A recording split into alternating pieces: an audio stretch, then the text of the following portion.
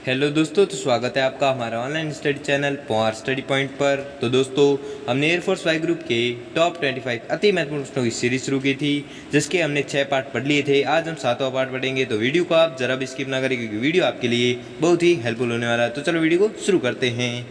तो आपका पहला सवाल है कि मैग्सेसे अवार्ड पाने वाला प्रथम भारतीय कौन था। मैग्सेसे अवार्ड पाने वाला प्रथम भारतीय कौन था, तो आपको याद रखना है वो था आचार्य विनोबा भावे। ठीक है, आचार्य विनोबा भावे था जो मैग्सेसे अवार्ड पाने वाला प्रथम भारतीय था। तो दोस्तों, आपको 25% दिए जाएंगे, जिसमें से आपने कितने प्रश्न सही की है वो हमें जल्दी से जल्दी कमेंट करके जरूर बताएं। इसलिए मैं प्रश्न पढ़ूँ उससे पहले आप उत्तर तैयार रखें, जिससे कि आपकी प्रिपरेशन होती रहे। तो अगला प्रश्न देखते हैं। तो अगला सवाल है कि निम्नलिखित में से किसका जन्मदिवस शिक्षक दिवस के रूप में मनाया जाता है। निम्नलिखित में से किसका जन्मदिवस शिक्षक दिवस के रूप में मनाया जाता है, तो आपको याद रखना है यह है डॉक्टर एस राधाकृष्णन का जन्मदिवस है, जो शिक्षक दिवस के रूप में मनाया जाता है। अगला देखते हैं। तो आपका अगला सवाल है राष्ट्रीय मतदाता दिवस कब मनाया जाता है। राष्ट्रीय मतदाता दिवस कब मनाया जाता है, तो आपको याद रखना है यह मनाया जाता है 25 जनवरी को। अगला देखते हैं। तो आपका अगला सवाल है कि प्रवासी भारतीय दिवस किस तिथि को मनाया जाता है। प्रवासी भारतीय दिवस किस तिथि को मनाया जाता है, तो आपको याद रखना है मनाया जाता है 9 जनवरी को। अगला देखते हैं। अगला सवाल है राष्ट्रीय खेल दिवस अगस्त को किसके जन्म दिवस पर मनाया जाता है। राष्ट्रीय खेल दिवस अगस्त को किसके जन्म दिवस पर मनाया जाता है, तो आपको याद रखना है यह मनाया जाता है मेजर ध्यानचंद के जन्म दिवस पर। ठीक है, क्या मनाया जाता है खेल दिवस, राष्ट्रीय खेल दिवस। अगला देखते हैं। अगला सवाल है कि राजीव गांधी की समाधि किस नाम से जानी जाती है। राजीव गांधी की समाधि है जो किस नाम से जानी जाती है, तो आपको याद रखना है यह जानी जाती है वीर भूमि के नाम से। अगला देखते हैं। तो आपका अगला सवाल है चैत्य संबंध किससे हैं। चैत्य संबंध किससे हैं, तो आपको याद रखना है यह संबंधित है BR अम्बेडकर से। अगला देखते हैं। अगला सवाल है कि निम्न में से कौन सा एक संघ शासित प्रदेश दिल्ली का राजकीय पशु है। निम्नलिखित में से कौन सा एक संघ शासित प्रदेश है जो दिल्ली का राजकीय पशु है, तो आपको याद रखना है वह है नीलगाय। ठीक है, अगला देखते हैं। अगला सवाल है कि निम्न में से किस राज्य का राजकीय पुष्प कमल है। निम्न में से किस राज्य का राजकीय पुष्प कमल है, तो आपको याद रखना है वह है कर्नाटक का। अगला देखते हैं। अगला सवाल है कि ऊँट किस भारतीय राज्य का राजकीय पशु है। ऊँट किस भारतीय राज्य का राजकीय पशु है, तो आपको याद रखना है वह है राजस्थान का। अगला देखते हैं। अगला सवाल है निम्न में से कौन सा बिहार राज्य का राजकीय पशु है। निम्न में से कौन सा है जो बिहार राज्य का राजकीय पशु है, तो आपको याद रखना है वह है गोरैया। ठीक है, गोरैया है जो बिहार राज्य का राजकीय पशु है। अगला देखते हैं।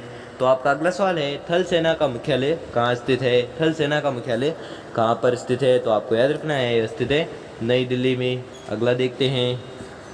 तो आपका अगला सवाल है नेशनल कैडेट कोर की स्थापना कब हुई थी। नेशनल कैडेट कोर की स्थापना कब हुई थी, तो आपको याद रखना है यह हुई थी वर्ष 1948 को। ठीक है, वर्ष 1948 को हुई थी क्या, किसकी स्थापना, नेशनल कैडेट कोर की। अगला देखते हैं। अगला सवाल है वायुसेना के शीर्ष पदाधिकारी को क्या कहते हैं। वायुसेना के शीर्ष पदाधिकारी को क्या कहते हैं, तो आपको याद रखना है इसे कहते हैं एयर चीफ मार्शल। ठीक है, एयर चीफ मार्शल किसे कहते हैं, तो वायुसेना की शीर्ष पदाधिकारी को कहते हैं। अगला देखते हैं। अगला सवाल है भारतीय सेना की तीनों शाखाओं का मुख्यालय कहाँ अवस्थित है। भारतीय सेना की तीनों शाखाओं का मुख्यालय कहाँ पर अवस्थित है, तो आपको याद रखना है यह अवस्थित है नई दिल्ली में। तो आपका अगला सवाल है कि army school of physical training संस्थान कहाँ अवस्थित है। Army school of physical training संस्थान कहाँ पर अवस्थित है, तो आपको याद रखना है यह स्थित है पुणे में। अगला देखते हैं।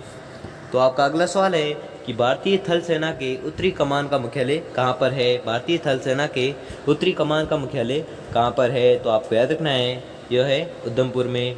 ठीक है, उधमपुर में मुख्यालय है। ठीक है, अगला देखते हैं।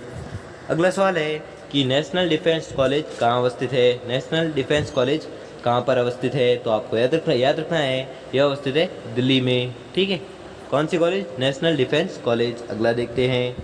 अगला सवाल है नेशनल डिफेंस कॉलेज कहाँ स्थित है। ये डबल बार पूछा गया है, ठीक है। तो ये वेरी मोस्ट इंपॉर्टेंट क्वेश्चन है, ठीक है। जो रिपीट हो रहे हैं ना वो वेरी मोस्ट इंपॉर्टेंट क्वेश्चन है, इसलिए उनको तो बहुत बार पढ़ना है, कुछ भी करके याद करना है, ठीक है। तो नेशनल डिफेंस कॉलेज कहाँ पर अवस्थित है, तो मैंने बताया था यहाँ पर दिल्ली में अवस्थित है। अगला देखते हैं।